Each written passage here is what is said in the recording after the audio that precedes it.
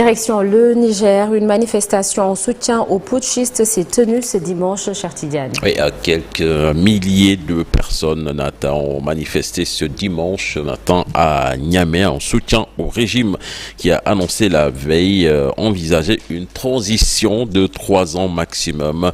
Samedi, une délégation de la CEDEAO s'est rendue à Niamey et a rencontré des putschistes, mais aussi Mohamed Bazoum, détenu depuis son renversement le 26 juillet dernier.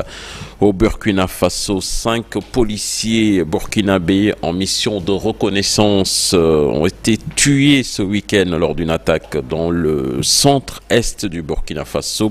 Une annonce de l'état-major dans un communiqué donc dimanche indiquant qu'au moins 40 terroristes sont morts dans la riposte des forces de l'ordre. Dans l'après-midi de samedi, donc, le 7e commandement d'unité mobile d'intervention de la police nationale a été accroché par un groupe de terroristes à hauteur de la localité de Diogo-Yourga, c'est dans la province du Koulpelogo, proche de la frontière du Togo, selon l'état-major.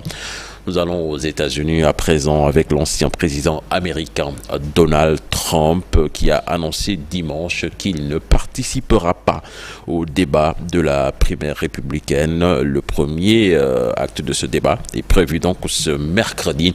Il estime que son précédent mandat et son bilan parlent d'eux-mêmes.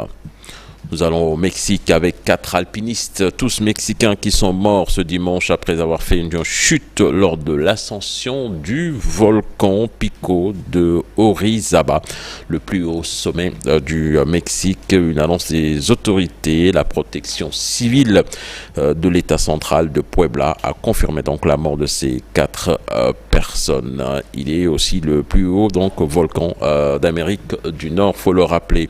Et puis pour terminer, Nata, l'Espagne, chez les filles, sacrée championne du monde hier en finale de la Coupe du Monde.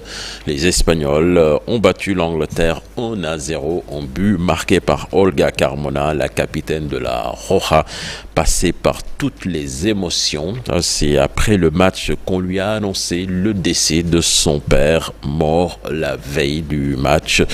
C'est le premier titre donc de la Roja dans cette catégorie.